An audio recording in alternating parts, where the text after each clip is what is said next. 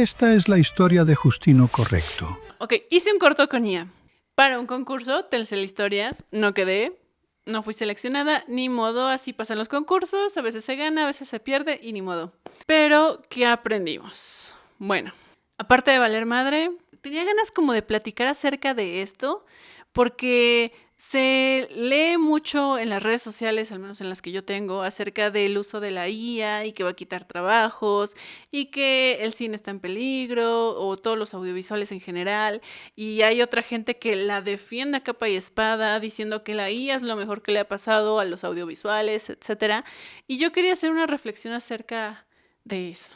En primer lugar, no considero que esto en realidad sea un corto. Yo creo que es más bien como un comercial. Tengo experiencia en publicidad, leí las bases del concurso, lo que querían era un comercial. Bueno, en el sentido estricto sí era un corto, solamente que tenía muchos aspectos que estaban condicionados por la convocatoria, que era para realzar la IA de Google y Telcel. Nada, sí era un comercial. Bueno, lo importante de esto es, ¿realmente quita trabajos? ¿Realmente es superior al audiovisual? Tardé cerca de unas 2 semanas y media haciéndolo. Eso suena muchísimo tiempo, pero la verdad es que si pudiéramos contar todas las horas, tal vez serían un máximo de 18 horas. Y eso porque pues se tardan las generaciones. Lo hice en mis tiempos libres, trabajé con un compañero, él me hizo el guión, yo hice la realización. ¿En qué fallé? ¿En qué falló esta cosa? Primero que nada, yo creo que una de las grandes fallas es que se ve que es IA. Hay algunos que defienden que el verdadero uso de la IA es cuando se deja de ver como IA. En el momento en que no lo sabes, no lo dudas, porque, por ejemplo, cuando vas a ver una película, no dices, ¡ay, ese CGI es muy malo! Porque si te estás fijando en eso, la película ya perdió. Entonces, si en un video tú dices, oh, eso es IA, definitivamente es IA, pues ya lo hiciste muy mal. Y creo que yo tengo algunas fallas porque por ahí hay temas de aberraciones en las caras, en los ojos, en algunos movimientos. Que bueno, también todo tenía que ser con las herramientas de Google y las herramientas de Google no son las más actualizadas. Tal vez otra cosa que hice mal fue haber escogido realismo, porque a la mayoría de personas les gusta conectar más con lo que es como animación. No sé por qué a la gente inmediatamente le da puntos extras. Pero bueno, tal vez eso también fue un error. Ahora, también hay una cosa que es importante que uno considere cuando está haciendo cosas en IA y es que si bien tiene cierto control y uno puede manejar el mismo lenguaje que en audiovisual manejamos, siempre las generaciones van a estar sujetas a los errores de la IA. Bueno, y por ejemplo, yo creo que no. O sea, yo ahí difiero contigo porque realmente puedes usar el mismo lenguaje con la IA.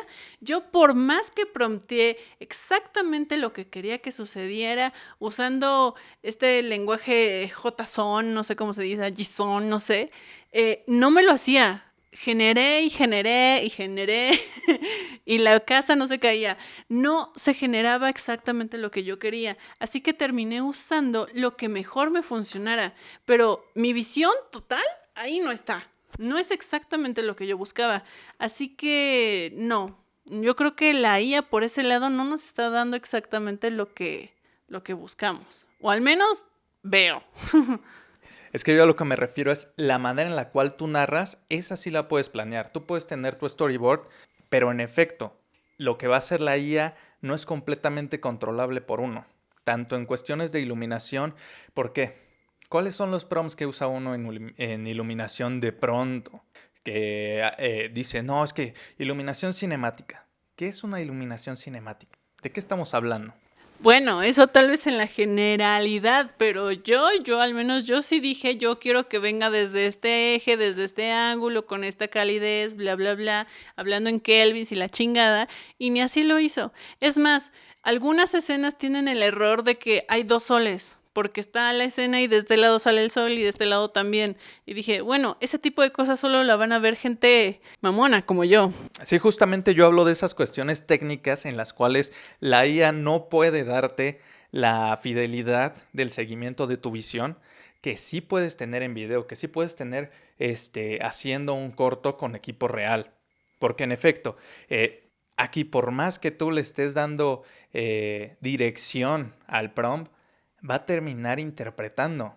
Y en cambio en un rodaje, tú tienes la posibilidad de decirle a tu gaffer, o si tú estás iluminando, puedes decir, esto se acerca, pero todavía no es lo que quiero. Entonces puedes mover tal cual físicamente cierta luz a una cosa que todavía no ocurre con la IA. Y en ese aspecto, retomando la parte de si va a quitar empleos a un nivel profesional, yo creo que todavía no. Como experimento está bien y de hecho tuvo un boom y de hecho de pronto todas las marcas querían hacer sus comerciales con IA. Ahorita siento que estamos sobresaturados y ya no queremos ver más IA por un rato. Si bien ha estado evolucionando, de todas maneras todavía no se acerca al grado de personalización que tiene hacer las cosas con las manos, pero sí te permite hacer muchas cosas en bajos presupuestos que antes no se podían hacer. Hablando de presupuestos, esto, o sea, generándolo, ya que estamos en confianza, me salió cerca en 2,500 pesos las generaciones. Pero haberlo hecho en realidad, de verdad, hubiera salido muchísimo más caro. Todos los actores, todos los vestuarios, todas las locaciones, el tiempo, todo absolutamente, no sé, a ojo de buen cubero. Y aparte esa escena, o sea, esa escena, ¿cómo chingados lo hubiera hecho, no? Esa es carísima. Las escenas más psicodélicas, surrealistas, donde está entre la pintura, fácil, unos 200,000 pesos. Entonces, en ese sentido, creo que es una gran herramienta que está democratizando. O sea, por ese lado, creo que si tienes una gran idea que no puedes hacer por las limitantes del dinero, es algo muy bueno, la verdad. Y a nivel de actuación, la IA lo hizo bastante bien. Me sorprendió. No diría que sabe actuar. Digo que si lo sabes dirigir, si sabes exactamente qué acciones hace para generar un efecto Kuleshov, pues entonces sí te salen cosas muy, muy lindas. Y bueno, yo creo que esto entonces plantea otra cosa que es más interesante, que es, si bien esta herramienta nos permite hacer muchas cosas, obviamente como ya hablamos, no tienes el control total de todo.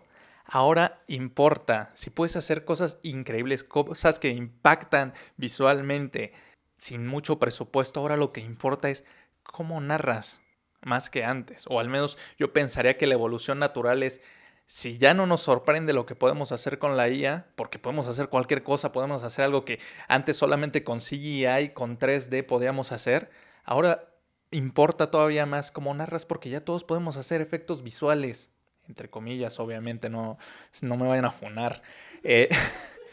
Pero, y aquí yo creo que es donde tenemos el talón de Aquiles de la mayoría de de los creadores que están haciendo cortos con IA, que todavía no terminan de ponerle la atención suficiente a lo que importa, que es la historia, que es cómo narrar la historia. Y creo que en ese sentido, ahí sí hice bien las cosas. No por nada estudié literatura dramática. Bueno, ahora que lo pienso, yo no hice el guión, pero lo aprobé.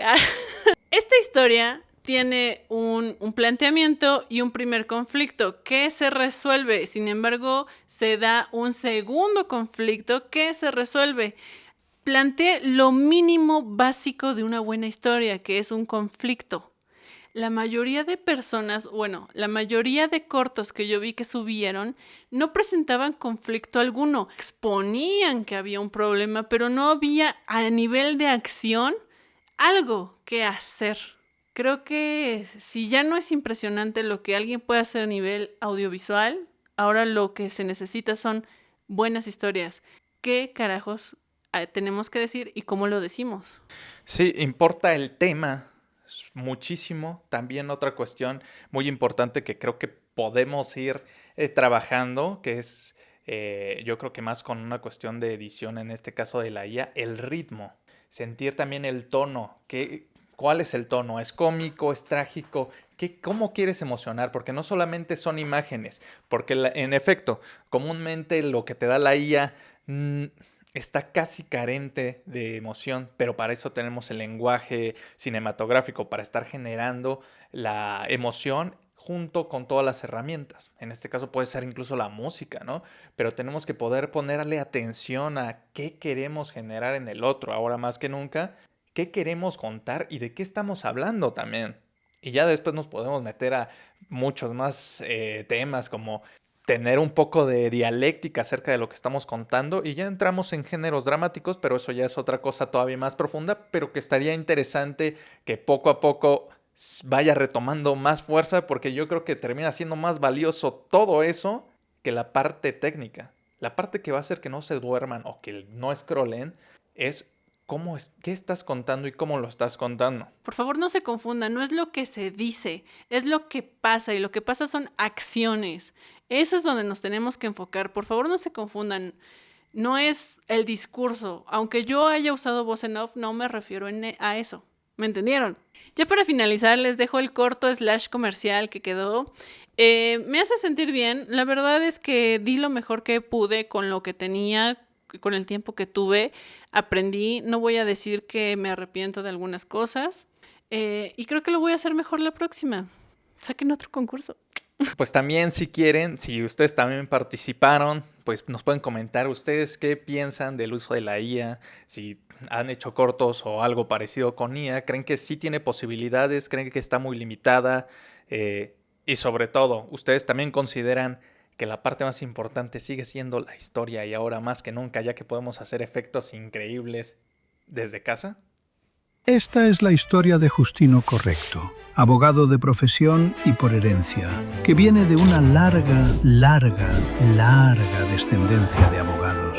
Desde el tatarabuelo Obgencio, la tía abuela Jurisprudencia y hasta el sobrino Jurado. Y por supuesto su padre, Don Justo. Pero Justino, a pesar de ser un excelentísimo abogado, siempre ha tenido un deseo oculto: ser artista. Sin embargo, siempre era detenido cuando buscaba expresarse. ¿Colorear? Eso no te va a servir de nada cuando seas grande. Mejor apréndete todos los artículos de esta ley en orden alfabético y subraya los que más te gusten. Pasaron los años y Justino no se sentía completo, hasta que un día apareció. Esa herramienta que cambió el mundo, que convierte a cualquiera en artista en tan solo segundos. Creaba y creaba. En cubismo, impresionismo y surrealismo ya no había límites para sus ideas. Pero algo empezó a incomodarlo. Entre obra y obra, Justino reconocía trazos que no eran suyos, como si cada creación llevara un pedazo de alguien más. Y entonces lo entendió. La herramienta que le devolvió su pasión también podía poner en riesgo la de otros. Y ahí, Justino dejó de elegir entre ser abogado o artista. Decidió ser ambos. Así que se puso su mejor traje y comenzó a defender una nueva idea. Un futuro donde la IA no solo cree, también reconozca. Donde cada estilo tenga crédito, donde cada inspiración tenga origen y donde artistas y tecnología puedan crecer juntos sin borrarse entre sí. Porque la creatividad no debería desaparecer con la evolución. Debería evolucionar con ella.